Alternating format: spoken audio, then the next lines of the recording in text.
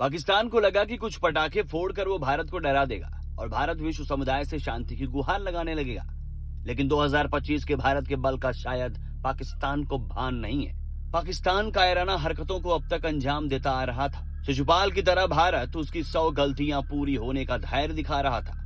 अब जब वो अपनी हद पार कर चुका है तो केंद्र सरकार ने भी पाकिस्तान को मुंहतोड़ जवाब देने के लिए सेना को खुली छूट दे दी है। सेना को साफ संदेश है कि पाकिस्तान की किसी भी हरकत को बर्दाश्त नहीं करना है। वो एक मारे तो 10 मारो। वहीं जब पहलगाम जैसी कायरतापूर्ण आतंकी घटना में 26 लोगों की जान गई तो भारतीय सेना ने विकराल रूप अपना लिया और पाक पर ताबड़तोड़ मिसाइलें दागनी शुरू कर दी। पाकिस्तान को मिलने वाले हर ठोस जवाब के बाद से पाकिस्तान के नेता शांति की बात करने पर मजबूर हो चुके हैं। कर्ज लेकर युद्ध के मैदान में उतरा पाकिस्तान अपनी औकात भूल चुका था। भारतीय सेना ने उसकी अक्ल ठिकाने लगाई तो अब पाकिस्तान के विदेश मंत्री इशाक डार ने शांति की बात की है।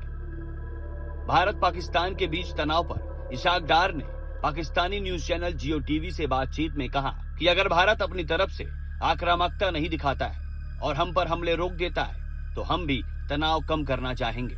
हम भी युद्ध नहीं चाहते हैं। डार ने कहा कि पाकिस्तान हमेशा शांति चाहता रहा है और अगर भारत इस समय रुक जाता है तो हम भी शांति पर विचार करेंगे और जवाबी कार्रवाई या कुछ भी नहीं करेंगे। पाकिस्तान को लगता है कि भारत पाकिस्तान के जवाबी कार्रवाई से डरता है, लेकिन उसे शायद ये नहीं मालूम कि आखिर कर्ज के तले दबा देश पाकिस्तान भारत के सामने कितनी देर टिक पाएगा।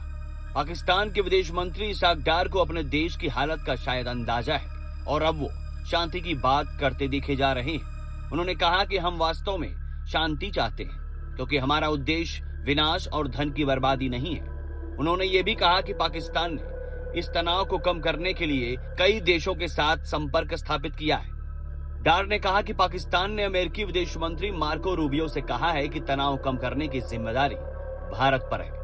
दरअसल पाकिस्तान को अपनी आवाम को भी दिखाना है कि हम भारत से डरने वाले नहीं हैं। लेकिन असल हालत तो ये है कि अंदर से पाकिस्तान डरा हुआ है, क्योंकि जिस तरह से भारतीय सेना पाकिस्तान की बर्बादी की कहानी लिख चुकी है, उसे देखते हुए वो IMF से कितना भी कर्ज ले कम पड़ जाएगा, क्योंकि अपनी धरती पर आतंक की खेती करने वाला पाकिस्तान अपने नापाक इरादों को जब तक नहीं छोड़ता तब तक उसकी हालत कंगाल और बर्बाद ही रहेगी।